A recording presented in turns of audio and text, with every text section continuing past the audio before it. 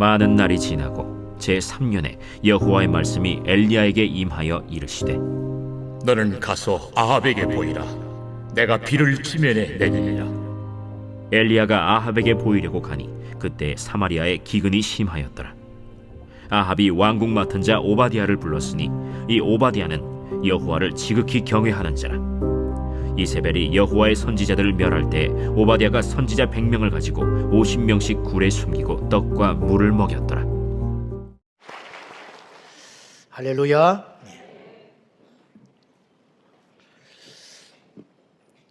아담과 하와가 에덴 동산에서 선악과를 범함으로 범죄합니다. 겉으로는 선악과를 먹은 것이 죄처럼 보이나 근본적인 죄는 말씀을 어긴 것이 죄였습니다. 이로 인하여 인류에게 여러 가지 많은 불상사가 시작이 되는데 크게 두 가지의 사건이 일어나요. 첫째는 우리 인생들에게 죽음이 임합니다. 죽음. 하나님이 분명히 경고했어요. 그것을 먹는 날에는 반드시 죽는다. 근데 먹는 순간에 죽었어요, 안 죽었어요? 안 죽었죠. 그럼 어떻게 된 거예요? 하나님이 거짓말할 리는 없어요. 죽은 건 맞아. 여기서 우리가 중요한 걸 하나 알아야 돼요. 죽음에 대한 시야와 정의가 하나님과 우리는 완전히 다르다는 거예요. 살아있지만 주님 볼 때는 죽은 자고 죽은 자 같지만 주님이 볼 때는 산 자가 있어요. 여러분은 어떤 상태냐는 거예요. 예수님 만나야 죽은 내 영혼이 살게 되는 거예요. 그래서 예수님이 이해 안 된 듯한 어려운 말씀을 하나 하셨어요.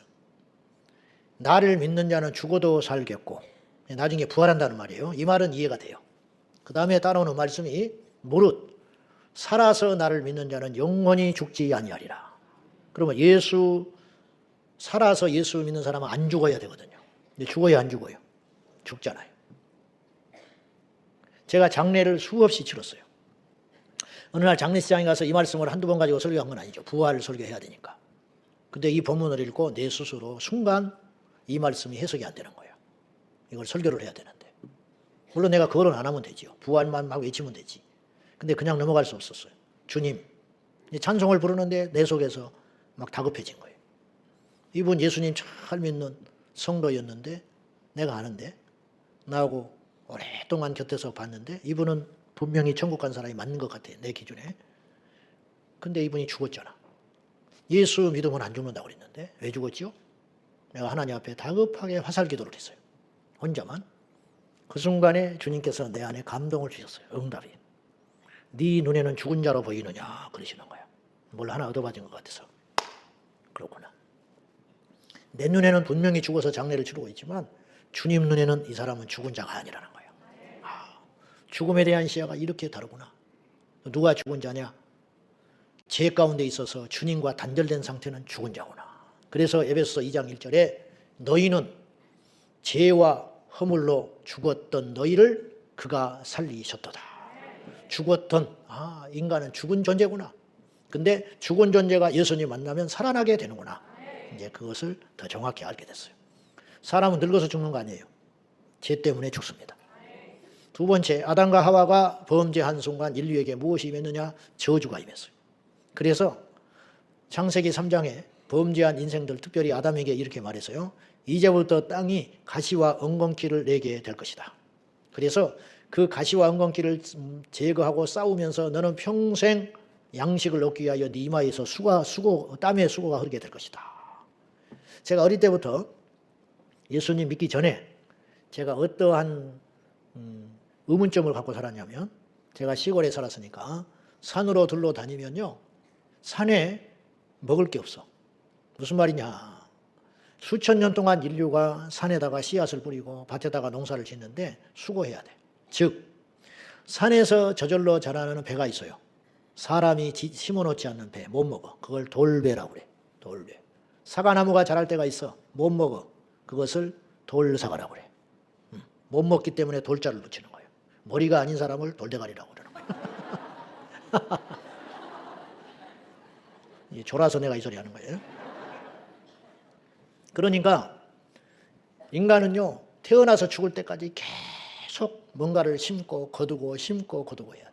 신기하지 않아요? 좀 자연이 먹을 걸 좀 스스로 내면 안 되는 거예요? 근데 이 세상 만물이 죄로 인하여 가시와 은건키만 계속 내는 거예요. 밭과 논에서 끊임없이 잡초들이 솟아나기 때문에 하루만 돌보지 않으면 농사가 망쳐지게 되는 거죠. 다 성경대로 되는 것입니다. 지난주에 우리가 왜 북이스라엘에 가뭄이 시작됐느냐. 그냥 비가 안 오는 거지. 근데 그게 아니었어요. 이유가 있었어요. 죄 때문이었어요. 인생이 죄를 지으면 하늘이 닫히는 거야. 이걸 꼭 기억해야 돼요.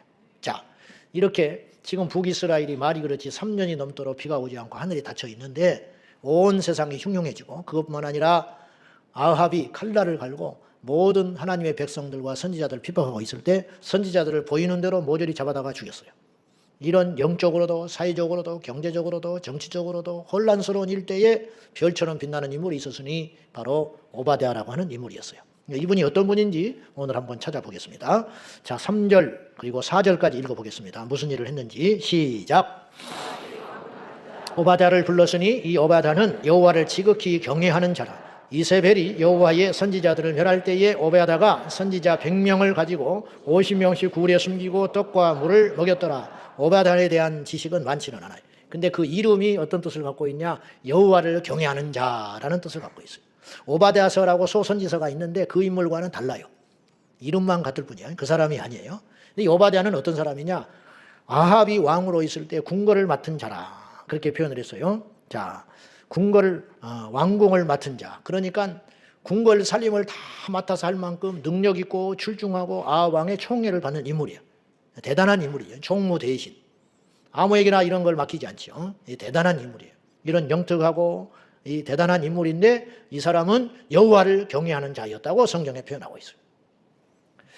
그래서 하나님을 경외한 결과 어떤 행동을 하냐면 이 오바댜는 엄청난 일을 해요. 그건 뭐냐? 선지자들을 다 잡아들여서 죽이는 때에 선지자 100명을 구출해가지고 동굴을 마련하여 50명씩 나누어 가지고 그들을 보호하면서 물과 떡을 공급해줬던 인물이라는 거예요. 들키면 어떻게 되겠어요? 죽지요. 죽어. 근데 이 목숨을 걸었어요. 어디서 이런 용기가 나왔느냐?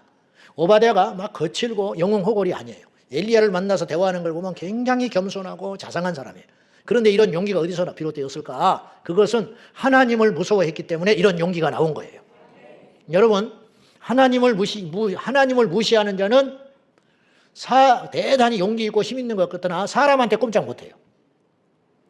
하나님을 무시하고 사는 자가 대단한 것 같지만 자기보다 조금만 힘을 가지고 강한 자를 만나면 꼬리 감추고 꼼짝 못해요. 그러나 진정으로 하나님을 경외하는 자는 사람을 무시하지는 않지만 사람을 두려워하지도 않습니다. 멋진 것이죠. 그래서 바울은 내가 하나님을 두려워하랴 사람을 두려워하랴. 내가 사람을 두려워하는 것이라면 하나님의 종은 아니다. 이렇게 말했어요. 하나님의 종된 자만이 진정으로 사람들 앞에 용기 있는 자가 될 수 있다. 이렇게 말하는 거예요. 자, 이 시대의 비극이 뭐냐? 이 시대의 문제가 뭐냐? 특별히 교회 밖에서 예수님을 안 믿는 사람은 무식하니까 그렇다 치자고. 하나님을 모르니까. 어째서 저렇게 교회를 오래 다녔음에도 불구하고 심지어 신학을 하고 목사가 됐다는 사람들조차도 내 자신을 포함하여 저렇게 이해하지 못한 행동을 할까? 사람이라는 건요, 선이 있어요. 선. 무슨 말이냐? 결정적일 때는 그래도 이건 아니지. 내가 이 나이 먹어서 이럴 수 있는가? 결정적일 때는 그래도 내가 목사인데 이건 아니지. 내가 결정적일 때는 내가 그래도 예수 믿는 사람인데 이러면 아니지. 그런 거 있잖아요. 그 선이 있어야 하거든요. 근데 그게 없어요. 막 폭주 기관차로 가버리는 거예요. 예를 들면 우리는 뭐 그러지 않겠지만은 당회를 하면서 막 장로님들끼리 멱살 잡고 싸운단 말이에요. 막 성경책을 던지면서 싸운다. 목사님들이 모여가지고 총회하면서 막 아우성을 치고 싸운다. 안 어울리잖아요. 시장 잡배들도 아니고. 저도 뭐 정죄할 자격은 없지만 이런 일들 우리가 이런 불편한 진실들을 많이 대하고 살고 있지 않아요? 교회 안에서 어떤 관계 속에서 어떤 일을 하면서 무슨 일이 생길 때 확 막 혈기를 부리고 막 난동을 지르면서 그런 것 때문에 많이 상처를 입잖아요. 이런 일이 왜 일어나냐는 거예요. 도대체. 안 되거든요. 그래서는 안 돼요. 선이라는 게 있다니까요. 아무리 속상하도 아무리 억울하고 아무리 힘들어도 그래도 지켜야 할 선이라는 게 있다. 근데 이게 없어. 왜 그럴까? 하나님을 무시하기 때문이야. 뭐 자기는 뭐 옳다고 주장을 하고 억울하다고 이야기하고 그럴 만한 것처럼 이렇게 할 수밖에 없다는 것처럼 설득을 하려고 할지는 모르지만 그 속에는 사실은 이게 없는 거예요. 하나님을 무시하는 거예요. 하나님을 경히 여기는 것이죠. 잠언서 9장 10절 말씀 보시겠습니다. 자, 다 같이 시작. 여호와를 경외하는 것이 지혜의 근본이요 거룩하신 자를 아는 것이 명철이니라. 사람이 이해하지 못한 행동을 하면 뭐 어른 보고 인사를 안 한다든지, 막 지하철에서 할아버지한테 막대 먹고 자리를 양보 안 하다가 뭐라고 하면은 막 욕지거리를 하면서 덤벼든다든지, 그럼 뭐라고 그래요? 저 기본이 안 됐네 그래. 그건 욕 중에 욕이에요. 저거 기본이 안 됐다는 거예요. 저거 인간이 아니라는 거예요. 저래가지고 어디다 써먹냐는 거예요. 대학생이면 뭐하고 박사학위를 받았으면 뭐하고 돈이 많으면 뭐하냐는 거예요. 사람이 안 됐는데, 기본이 안 됐는데 그런 표현을 쓰잖아요. 우리가 기본 중에 기본이 뭔지 아세요? 지혜의 근본이 뭔지 아세요? 가나다 몰라도 되고 ABC 몰라도 되고 구구단 몰라도 되고 철학적인 뭐 그런 거 몰라도 돼요. 무엇을 알아야 되느냐? 오늘 교회 처음 오신 분도 있을 수 있고 초신자라고 스스로 생각하고 아무것도 모른다고 생각하는 분도 있을 수 있어요. 그러나 그건 변명에 불과해요. 오늘 이거는 분명히 이제 오늘 하나 알아야 돼. 그건 뭐냐? 하나님을 경외하는 것이 모든 지혜와 지식과 명철의 기본이다. 이것이 안 돼 있잖아요. 그러면 아무리 교회를 오래 다녀도 세상에서 많은 성공을 거두어도 다른 사람들이 대단하고 칭호를 해도 그 속은 끝난 거예요. 악 중에 악이 뭐냐? 무식함 중에 무식함이 뭐냐? 문제 중에 문제가 뭐냐? 여호와를 경외할 줄을 모른다. 하나님을 두려운 줄을 모른다는 거예요. 하나님을 두려워하는 마음을 갖고 사는 건 비겁한 게 아니에요. 절대로. 하나님을 경외하고 하나님을 두려워하는 마음을 간직하고 사는 것은 대단히 지혜롭고 안전한 길입니다. 성경에 보면 딱 알아요. 저렇게 교회를 오래 다녔고 뭐 직분을 받았다고 등록을 했는데 딱 예배드리는 자세, 대인관계의 자세, 교회를 대하는 자세, 딱 보면 나와버린다고. 이거 완전히 기본이 안 됐구나. 그러니까 몰라서 그러는 게 아니에요. 하나님을 경외하는 법을 몰랐다는 거예요. 그 지혜가 없기 때문에 와장창 무너지는 거예요. 와장창. 신학할 때 체프를 일주일에 2-3번 씻고 의무적으로 드려서. 지금 전도사님 주일마다 가서 애들한테 예수 믿자고 막 목에 핏대 세우면서 설교하고 그런 친구들이에요. 반바지 입고 슬리퍼 지지 끌고 와가지고 성의처도 없이 덜렁덜렁 해가지고 예배 시간에 늦게 와가지고 뒤에 발 꼬고 딱 앉아가지고 아예 잘 준비하고 예배 드리고 나간다고. 하나님 경외하지 않잖아요. 어디다 써먹을 거예요? 장학생을 받으면 장학생이면 뭐하고, 처세를 잘하면 뭐하고, 설교를 잘하면 뭐하고, 기도 인도를 잘하면 뭐하고, 목회를 잘하면 뭐할 거예요? 어디다가 써먹겠어? 이제 결국은 어느 순간에 드러나 버려요. 그리고 하나님께 비참하게 버림받게 되는 거예요. 우리 하나님이 그렇게 만만한 분이 아니라는 거예요. 이것이 없기 때문에 한국의 위기라고 나는 생각해요. 그럼 왜 이런 일이 벌어졌냐? 안 가르쳐줬어. 듣기 싫으니까. 교회에 와서 좋은 소리만 듣고 가고 싶거든. 교회 떠날까 봐. 그래서 이 지경, 이 엄청난 망나니들이 생기기 시작합니다. 영적 망나니들이. 성경에 여호와를 멸시하고 무시했다가 전부 마지막에 망할 길로 가는 거예요. 홈리와 비느하스. 제사장이었지만은 하나님을 멸시한 결과 입에 담지 못할 행동들을 했어요. 여호와의 제물을 훔쳐서 먹고 성막에서 시중드는 여인들을 겁탈하고. 모르면 그럴 수 있지만, 이방인들이라면 침입해서 그런 짓을 할 수 있지만 여호와의 제사장이 어떻게 그렇게 할 수 있냐. 하나님을 무시한 거예요. 전쟁터에 나가 죽었잖아요. 아합과 이세벨 어떻게 끝났는지 아세요? 아합은 여호와를 아는 자예요. 이스라엘 혈통을 가진 유대인 왕이니까. 근데 하나님 대놓고 무시했어요. 그래서 온 북이스라엘 우상 숭배 만들고 하나님의 선지자를 잡아다가 죽였잖아요. 하나님 무서운 줄 모르니까 이런 일 했죠. 나중에 이에 마지막에 어떻게 됐는지 아십니까? 그냥 겁주는 소리가 아니에요. 성경이 눈이 있으면 읽어보라 이 말이에요. 엘리야가 이렇게 선포했어요. 참다 하나님께서 말씀 주셔서 아합은 어떻게 마지막에 되느냐? 아합 당신이 죽으면 그 피를 개들이 핥을 것이다 그랬어. 그의 아내 이세벨은 어떻게 선포했냐? 이세벨은 죽으면 그 시체를 개들이 뜯어먹을 것이다 그랬어. 여러분, 왕과 죽었는데 개가 핥아먹고 뜯어먹을 확률이 몇 프로나 되겠어요? 보통 사람도 그렇게는 안 죽어요. 확률은 제로예요. 근데 보십시오. 무시무시하게 이것이 이루어져 버려요. 어느 날 남유다 왕과 연합해가지고 아람 제국과 전쟁을 하게 됐는데 북이스라엘 아합 왕이 미가야 선지자가 이번 전쟁에 나가면 진다 그랬어.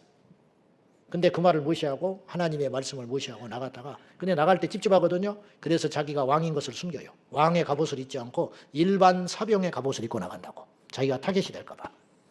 그런데 이 하나님의 섭리를 보시오. 아람 병사 하나가 무심코 왕을 노리고 화살 쏜 것도 아니에요. 그냥 무심코 화살을 하나 날렸어. 근데 화살이 슉 날아가가지고 하필 많고 많은 사람들 중에 아합 왕에게. 그리고 아합이 갑옷 입고 있었잖아요. 갑옷 사이 솔기로 쑥 들어가가지고 화살이 꽂혀버렸어. 확률이 몇 프로나 되겠어. 근데 빨리 치료를 받아야 되잖아요. 근데 포로로 포위 당해가지고 전쟁이 격렬해서 못 빠져나오고 시간을 놓쳐요. 그래가지고 과다출혈로 죽고 말아요. 그래서 이 아합 왕을 사마리아에 묻고 그가 흘린 피를 씻기 위하여 사마리아 창기들이 머물 수 있는 우물가에 가서, 그것도 이상한 거잖아. 왜 꼭 거기 가서 씻냐 이 말이야. 근데 거기 가서 씻으니 물과 피가 섞여가서 흘리는데 그 피를 개들이 와서 핥아 먹어요. 그대로 성취돼 버렸어요. 그 안에 이세벨은 나중에 살다가 악행을 저지르다가 엘리사가 기름 부어 세운 예후가 왕이 돼가지고 이세벨과 대치하다가 이세벨을 궁궐에서 4시간 밀어떨어져가지고 땅에 떨어져서 피가 튀어서 죽어요. 그리고 예후는 들어가서 잔치를 해버려. 그 사이에 잔치하고 나서 이세벨의 시체를 거두오라고 그랬더니 그 사이에 개들이 사체를 다 뜯어먹어버리고 두개골과 손과 발만 남았어요. 하나님의 말씀이 그대로 성취됐어요. 근데 왜 이런 일이 벌어졌느냐? 그것은 정치를 못해서 그런 것 같고 백성들의 원성을 사서 그러는 것 같고 전쟁터에 나가서 우연히 그렇게 죽은 것 같지만 그게 아니었다는 거예요. 하나님을 멸시한 자의 대가를 치르게 된다는 거예요. 근데 이들은 정작 하나님께 그리하여서 죽는다고 알았을까요? 몰랐을까요? 몰라요. 왜? 하나님의 심판이라는 것은 너무도 자연스럽게 일어나기 때문에. 오늘 이 시대도 마찬가지. 요지는 이거예요. 오바댜가 자기의 전부를 걸었어요. 이 사람은요, 타협만 하면 능히 편안하게 살 수 있는 사람이에요. 왕에게 총애받고 궁궐 살림 다 맡아가면서 떵떵거리면서 자기한테 아부하는 사람, 청탁하는 사람 요지에 딱딱딱 심어주면서 그렇게 정치 행위하면서 호의호식하고 좋은 가문과 사돈 맺어가지고 자손 번성하면서 얼마든지 살 수 있는 사람. 그러나 오바댜는 그렇게 살 수 없었어요. 이유가 뭔지 아세요? 객기 부린 게 아니에요. 하나님 무서워서 그렇게 못 살았어요. 그래서 그가 한 행동이 뭐냐? 선지자들을 목숨 걸고 지킨 거예요. 그래가지고 100명의 선지자를 50명씩 흩어가지고 동굴에다가 집어넣고 먹이고 지켜줬다. 이것도 미스테리한 일이고 기적 같은 일이야. 지금 천하가 3년 넘도록 가뭄 들어가지고 물 한 방울 못 구해요. 왕이 지금 물 찾으러 다니잖아요. 체면 불사하고. 왕이 물 찾으러 다니고 있었어요. 근데 물을 어디서 구합니까? 목초지가 다 말라버리고 양떼들이 다 죽어나가는데 먹을 것을 어디서 구해서 떡을 만듭니까? 사르밧 과부가 밀가루 한 움큼 그리고 기름 한 사발 가지고 떡 해먹고 죽으려다가 엘리야 만나가지고 살아나잖아요. 지금 온 세상이 그렇게 위기예요. 근데 이 50명씩 100명을 무슨 수로 먹입니까? 근데 하나님이 이것도 해결해 주시는 거예요. 그리고 상식적으로 이게 안 들킬 수 있어요? 50명을 양쪽에 숨겨놨는데 엘리야가 알고 있잖아요. 나중에 읽어보세요. 엘리야는 알아. 근데 아합은 몰라. 성경에 이런 일이 너무 많아요. 모세가 바로를 만나잖아요. 바로의 눈에 모세는요 찢어 죽일 만큼 원수예요. 왜냐?